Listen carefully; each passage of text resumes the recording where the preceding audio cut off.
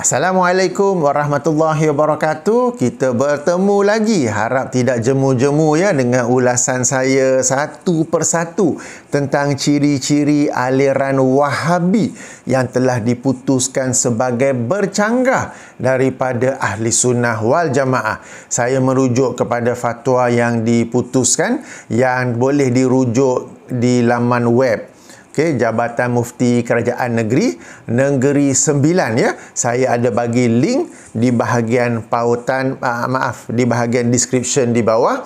Saya bagi link pertama tentang rujukan ini dan link kedua ialah playlist ataupun senarai video saya yang mengulas satu persatu ciri ini ya. Kita sekarang masuk ke ciri nombor 12. Sesiapa yang terlepas daripada awal, sila tonton pada awal.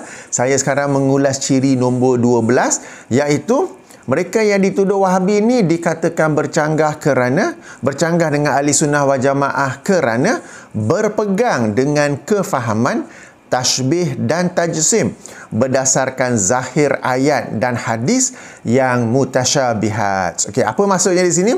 Tashbih ialah menyerupakan Allah dengan makhluk. Tajsim mendakwa Allah ini berjisim. Okey, maha suci Allah daripada kedua-dua ciri ini ya.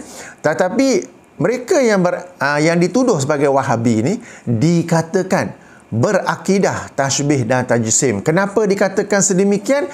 Kerana mereka yang dituduh sebagai Wahabi itu mengimani sifat-sifat Allah berdasarkan zahir ayat Quran dan zahir hadis yang bersifat mutasyabihat, yang bersifat sama-sama. Tentang mutasyabihat dan muhkamat ni, sila rujuk surah Ali Imran surah ketiga ayat nombor 7. Tuan-tuan dan puan-puan yang dirahmati Allah, tentang ciri ke-12 ini ataupun tuduhan yang ke-12 ini, ia bukanlah sesuatu yang spesifik daripada fatwa ini, tetapi ia merupakan sesuatu yang masyhur disebut-sebut oleh ustaz-ustaz selebriti dalam rangka membuat tuduhan, dalam rangka membuat fitnah ke atas mereka yang dituduh sebagai Wahabi ya, supaya dengan tuduhan ini mereka dapat menjauhkan umat Islam daripada yang dituduh sebagai Wahabi itu. Jadi tuan-tuan dan puan-puan, ayo kita kaji tentang tuduhan ini ya.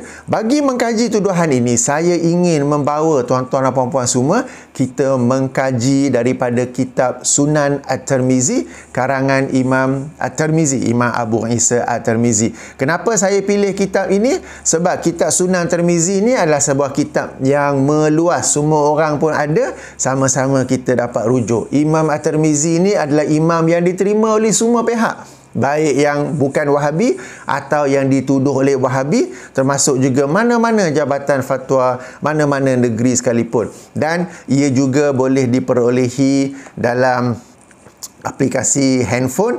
Sila guna aplikasi Hadis Encyclopedia yang telah saya beri ulasan, telah saya beri pengenalan dalam beberapa video yang lepas. Sila muat turun, sama-sama kita baca apa penjelasan Imam At-Tirmizi dalam perkara ni. Beliau adalah imam daripada kalangan generasi salafus soleh. Beliau wafat sebelum tahun 300 Hijrah. Kitab Sunan Tirmizi ni diterima ramai.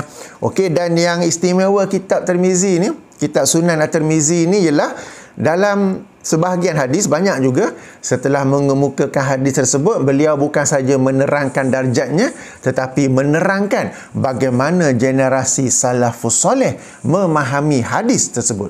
Okey, jadi apabila berbicara tentang keutamaan bersedekah, tentang Allah menerima sedekah dengan tangan kanan dan sebagainya ya, ayo sama-sama kita rujuk hadis nombor 598. Jika ikut penomboran edisi tahqiq Syekh Ahmad Syakir, hadis nombor 662, di mana setelah mengemukakan hadis tersebut, okey, kita scroll bawah sikit. Okey tuan-tuan, kita sedang baca ni sama-sama ya. Okey, kalau yang belum install, sila install, percuma saja. Kalau dapat bayar setiap tahun pun RM35 saja. Okey, ayo sama-sama kita baca kitab. Ayo sama-sama kita nilai berdasarkan perkataan ulama salafus soleh, ulama generasi awal umat Islam. Ayo kita menilai yang selama ni dok buat tuduhan tu. Mereka ni ustaz-ustaz yang masyhur. Sekali buat video, beribu orang tengok. Video saya ratus je orang tengok. Puluh je kot kan. Okey, tak apa. Scroll bawah sikit bila beliau menjelaskan hadis ini ya. Okey, saya baca. Wa qad qala ghairu wahidin min ahlil ilmi fi hazal hadisi wa ma yushabbihu haza min riwayati minas sifati wa nuzulir rabbi tabaraka wa ta'ala kulla lailatin ila sama'id dunya qalu. Okey, saya terjemahkan dulu. Dan telah berkata tidak seorang daripada kalangan ahli ilmu tentang hadis ini dan apa yang menyerupainya daripada riwayat-riwayat tentang sifat-sifat seperti turunnya Tuhan Tabaraka wa Ta'ala pada setiap malam ke langit dunia. Mereka berkata, mereka berkata, ini siapa? Ahli ilmu. Ahli ilmu mana ni? Ahli ilmu zaman salafus soleh. Qalu qad tasbutur riwayatu fi haza wa yu'minu biha wala yutawahhamu wala yakulu kaifa hakaza ruwiya an Malik wa Sufyan bin Uyainah wa Abdullah bin Al-Mubarak. Alright, saya terjemahkan dulu. Apa kata para ahli ilmu zaman salafus soleh tentang riwayat-riwayat yang menerangkan tentang sifat-sifat Allah ini? Termasuklah sifat turunnya Allah ke langit dunia pada baki setiap 1/3 malam. Mereka berkata, kami mengsabitkan riwayat-riwayat ini. Kami beriman dengannya. Wala yutawahhamu, tanpa menyalah tafsirkannya, tanpa menyelewengkannya. Wala yakulu kaifa, dan tanpa berkata bagaimanakah sifat-sifat tersebut. Bagaimanakah sifat-sifat tersebut. Hakaza, inilah ruwiya an Malik, inilah yang diriwayatkan daripada Malik. Siapa Malik ni? Imam Malik bin Anas. Sufyan bin Uyainah, seorang lagi imam besar zaman salafus soleh. Wa Abdullah bin Al-Mubarak, seorang lagi tokoh besar zaman salafus soleh. Annahum qalu fi hazihil hadisi amirruha bila kaif. Okey, mereka ni semua berkata tentang hadis-hadis ini, kami melaluinya tanpa berbicara tentang kaifiah. Bila dikatakan melaluinya, maknanya baca, faham dan terus baca. Maknanya jangan stop dan fikir, ni macam mana ni?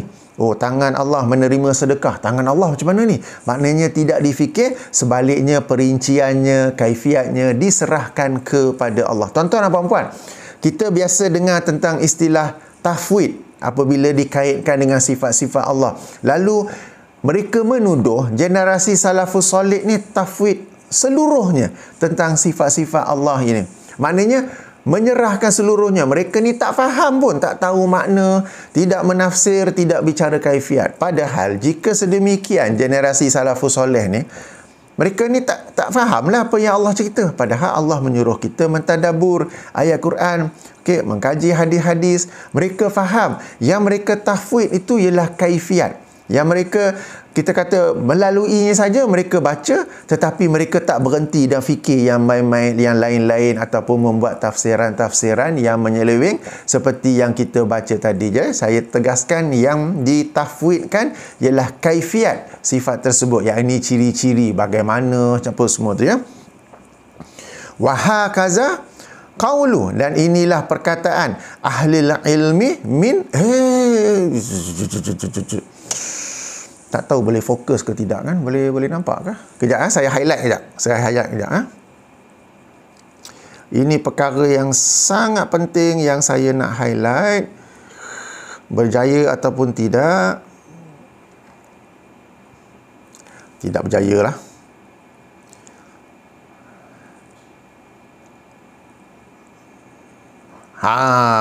Okey.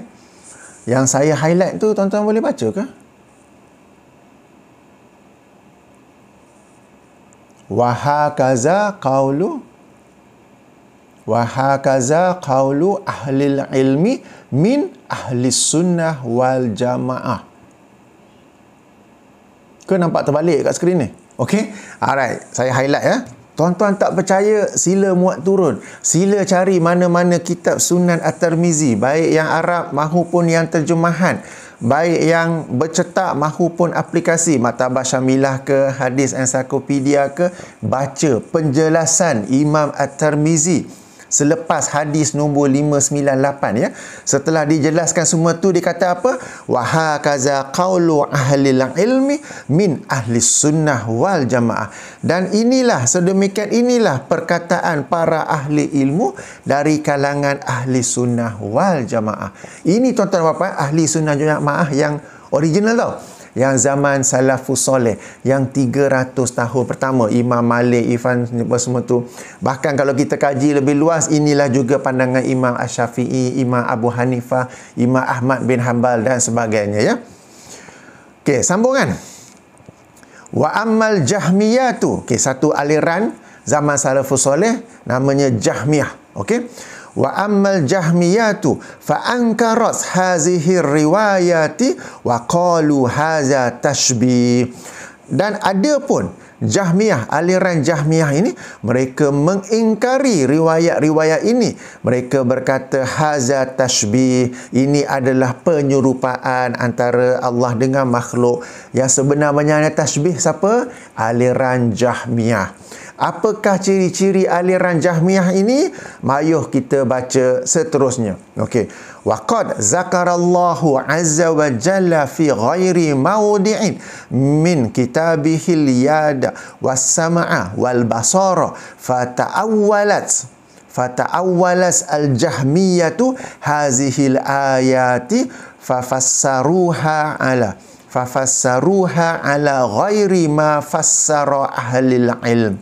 Wa qalu innallaha lam yakhluq adama biyadihi wa qalu inna ma'nal yadi hahunal quwwah. Okey, ini aliran Jahmiyah ya, yang selain daripada ahli sunnah wal jamaah. Baik, saya bacakan terjemahannya. Dan ada pun aliran Jahmiyah, mereka ni mengingkari riwayat-riwayat ini dan mereka berkata ini adalah tashbih. Dan telah disebut oleh Allah Azza wa Jalla fi ghairi mawdi'in fi kitab, dalam beberapa tempat dalam kitabnya tentang yad, okay, tangan, was-sam'a, yang ini mendengar, wal basara, yang ini melihat, fata'awwalat, maka ditakwilkan. Siapa yang takwil ni? Al-Jahmiyatu. Maka Jahmiyah ni mentakwilkan hazihi ayat-ayat ini, fafassaruha, lalu mereka mentafsirkannya. Okey, yang mentafsirkannya bukan ahli sunnah wal jamaah, sebab ahli sunnah wal jamaah sekadar faham makna, tetapi tu elaborate further untuk mentafsirkannya, untuk nak cerita panjang lagi. Tak, ahli sunnah wal jamaah tak buat. Okey, yang melakukannya ialah Jahmiyah.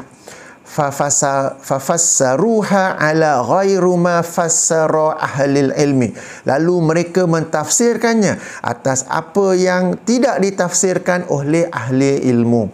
Wa qalu, dan mereka berkata lagi. Siapa berkata ni? Jahmiyah.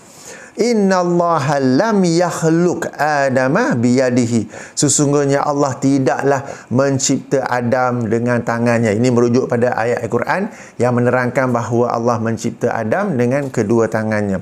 Wa qalu, lalu mereka berkata lagi. Siapa ni? Jahmiyah. Inna ma'nal yadi hahunal quwwah, dan mereka berkata sesungguhnya yang dimaksudkan dengan tangan dalam ayat-ayat itu ialah kekuatan. Tuan-tuan cuba tengok mana-mana ayat Quran sekarang ni yang ada sebut dalam bahasa Arab tangan, yang mengatakan, yang mentakwilkan tangan itu sebagai kekuasaan atau kekuatan. Kan ada kan? Siapa tu? Jahmiyah, bukan ahli sunnah wal jamaah. Bukan saya kata tau, ni kita tengah baca ni. Okey. Wa qala Ishaq bin Ibrahim, dan berkata Ishaq bin Ibrahim, beliau ini seorang imam besar yang juga nama penuhnya Ishaq bin Ibrahim Al-Rahuyah ya. Sesungguhnya innama yakunu tashbihu iza qala yadun kayadin au misla yadin. Sesungguhnya yang dikatakan sebagai tashbih itu tidak lain ya, sebab innama, Sesungguhnya yang dikatakan sebagai tashbih itu tidak lain hanyalah apabila seseorang itu berkata yad sebagaimana tangan ataupun semisal tangan manusia. Kata apa? Tangan makhluk. Au sam'un ka sam'in au mislu sam'in. Pendengaran, yakni pendengaran Allah itu seperti pendengaran makhluk atau semisal pendengaran makhluk. Ini baru disebut tashbih. Yang ini apabila seseorang itu berkata sifat tangan itu, sifat tangan bagi Allah adalah seumpama tangan makhluk atau semisal tangan makhluk. Atau pendengaran Allah itu seperti pendengaran makhluk atau semisal tangan atau semisal pendengaran makhluk. Fa iza qala sam'un ka sam'in au mislu sam'in fa hazat tashbih.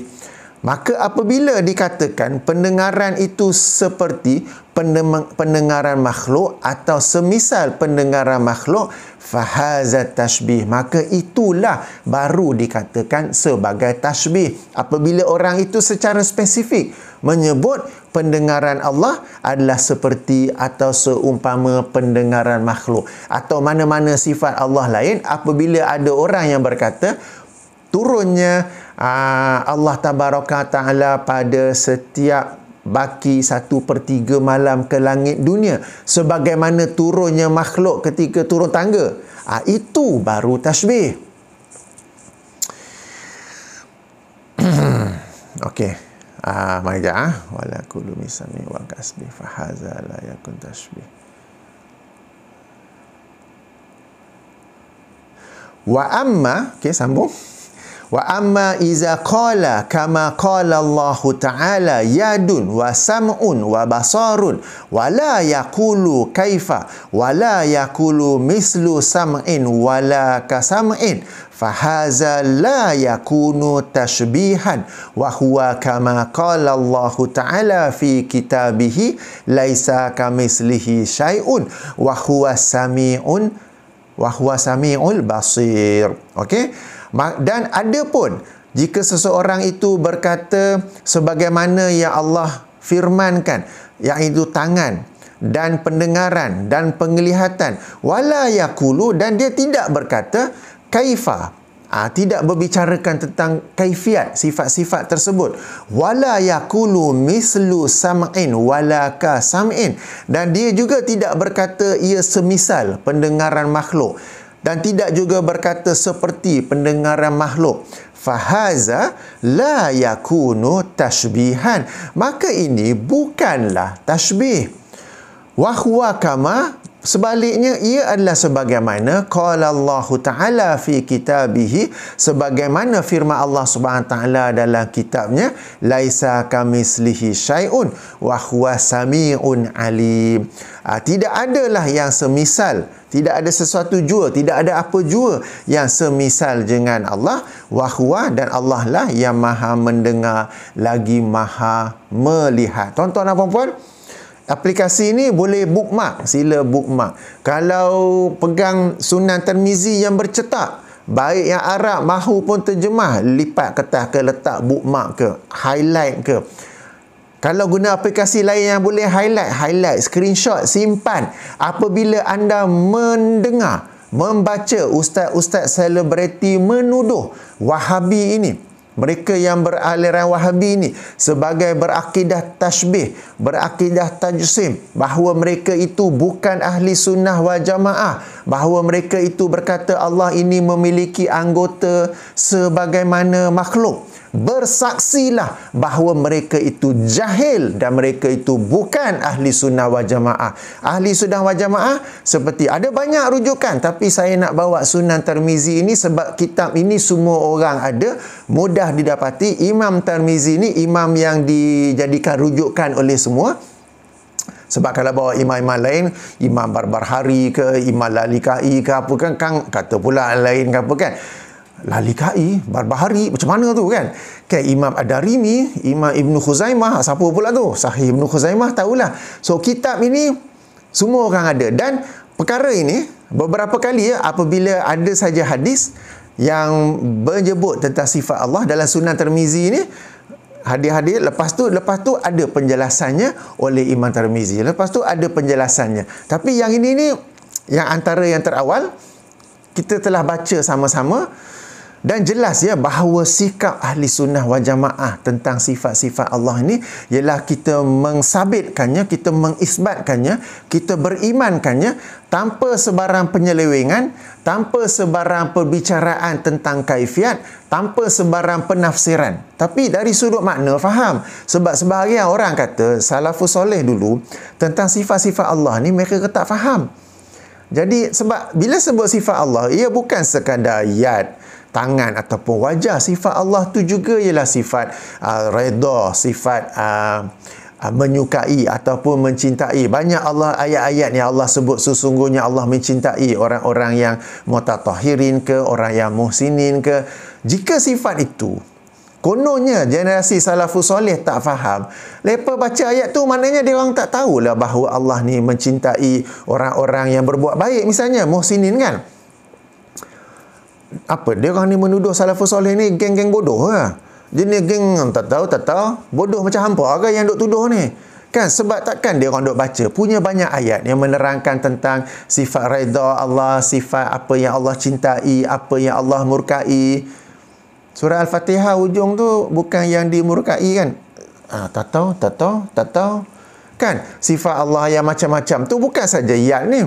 Okey, dan ada banyak ayat mereka faham tetapi mereka tidak mentafsirkannya. Apa beza tafsir dengan faham? Okey, faham ni kita kata faham maknanya lah. Makna tu apa yang zahir daripada ayat mereka faham.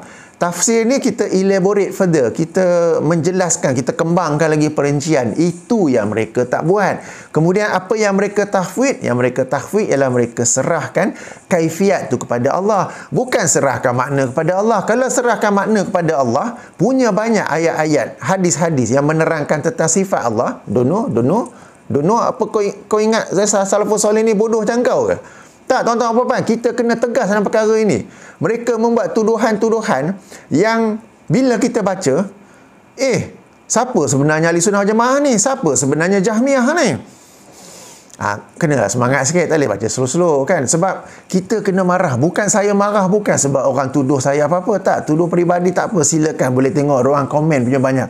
Tapi kita marah bila ahli sunnah wal jamaah itu ditafsirkan kepada yang mereka, padahal orang-orang yang mahu berpegang kepada ahli sunnah wal jamaah yang original sebagaimana zaman salafus soleh itu, mereka itu dituduh sebagai tashbih, dituduh sebagai tajsim, dituduh sebagai Wahabi, dikeluarkan daripada sunnah wal jamaah, dikatakan bercanggah dengan ahli sunnah wal jamaah. Bahkan ada seorang ustaz tu juga, saya telah buat video menjawab secara khusus, yang mengkafirkan Wahabi kerana tashbih dan tajsim. Padahal apa yang kita baca di sini totally different kan. Siapa yang sebenarnya mentakwilkan ayat-ayat tu, siapa yang sebenarnya mengingkari ayat itu. Bila kita mengingkari, bukanlah kita kata dia orang nak delete ayat tu Al-Quran, tapi bila baca saja mereka mengingkari, lalu tak boleh jadi ni, kita kena takwil. Itu maksudnya. Okey, bukannya ayat Quran ni kita kena padam, ayat Quran ni kita kena blanko, liquid paper. Bukan itu maksudnya. Maknanya mereka baca, mereka tak boleh jadi ni. Berarti mereka telah ada, sebab sifat dasar daripada perbuatan takwil itu sebelum itu lagi ialah mengingkari ayat itu. Mengingkari ni bukan berkata ini tak boleh jadi Al-Quran, tak. Tak boleh jadi ni, kita kena takwil. Ayat itu kepada kuasa. Siapa yang mula-mula takwilnya? Aliran Jahmiyah. Sila kaji tentang aliran Jahmiyah ya. Dan kemudiannya Imam Ar-Ruhiyah telah menerangkan apa yang sebenarnya dimasukkan dengan tashbih, iaitu apabila ada orang yang berkata pendengaran Allah sebagaimana pendengaran makhluk, ataupun tangan Allah sebagaimana tangan makhluk, itu yang disebut sebagai tashbih, itu yang disebut sebagai tajsim. Adapun sekadar beriman dengan sifat tersebut tanpa berkata ia merupakan anggota Allah, tanpa mengatakan ia adalah jasad ataupun Tuhan itu berjasad. Sebab kita sepatutnya beriman pada sifat-sifat Allah tanpa pula kita mengatakan bahawa Allah bertubuh, Allah berjasad, Allah beranggota. Tak. Allah sebut tangan, okey tangan. Allah sebut wajah. Jangan pula kita pergi kembang, Allah ni beranggota, Allah ni berjasad. Tak, itu salah ya. Jangan buat begitu. Okey, jangan buat begitu. Tetapi yang menuduh tu, mereka ni kadang-kadang yang tokoh tambah. Tengok aliran Wahabi ni, mereka beriman bahawa Allah ini, mereka berakidah bahawa Allah ini beranggota, bertubuh badan, berjasad. Siapa yang kata macam tu? You are putting words into other people's mouth. Okay? Okay, itulah kot kan. Minta maaf penjelasan semangat sikit sebab banyak sangat ustaz-ustaz selebriti. Ini Sunan Tirmizi tau. Dia orang ni tak baca ke? Sunan Tirmizi, sekali lagi saya ulangi, satu kitab yang mudah didapati. Aplikasi ada, online ada, terjemahan ada, Arab ada. Dan dalam bahasa Arab yang tuan-tuan dan puan, bahasa Arab yang basic pun kita boleh faham kan. Apa yang dia orang tak faham ni? Jadi apabila mereka buat tuduhan tu, kita pun tak tahulah apa sebenarnya dalam kepala mereka, dalam niat mereka apa kan. Tapi nampak sangatlah tak baik. Jadi tuan-tuan dan puan-puan, ya, moga-moga Allah membimbing kita kepada ilmu yang benar, kepada para ilmuwan yang benar, yang betul-betul lah baca daripada kitab, baca daripada penjelasannya. Okey, jadi sesiapa yang belum ada aplikasi ini, di bahagian description saya ada bagi link video saya yang menjelaskan tentang aplikasi ini. Kalau tak nak guna yang ni, mana-mana aplikasi lain yang ada kitab-kitab hadis ataupun nak guna Maktabah Syamilah, itu lagi besarlah, kena insert memory card dalam, ya. Belilah kitab Sunan Tirmizi, tak kisah terjemahan Indonesia ke, terjemahan Inggeris ke, yang Arab ke. Tanyalah kawan yang ada Sunan Tirmizi, buka hadis ni, ya. Hadis nombor 598 atau penomoran lain nombor 662. Baca penjelasan Imam At-Tirmizi selepas hadis tersebut. Okey, kalau tak percaya apa yang saya baca ni, okey, sila baca. Tadi saya telah highlight kan. Itulah perkataan para ahli ilmu dari kalangan ahli sunnah wal jamaah. Kemudian dikemukakan pula pandangan satu aliran zaman itu yang dibida'ahkan, aliran Jahmiyah. Cuba tengok aliran tu sama tak dengan yang sekarang ni. Saya nak sebutkan panas pula kan. Tapi tuan-tuan puan-puan, pertimbang sendiri. Okey, pertimbangkan sendiri, ya. Baik. Semangat. Tenang.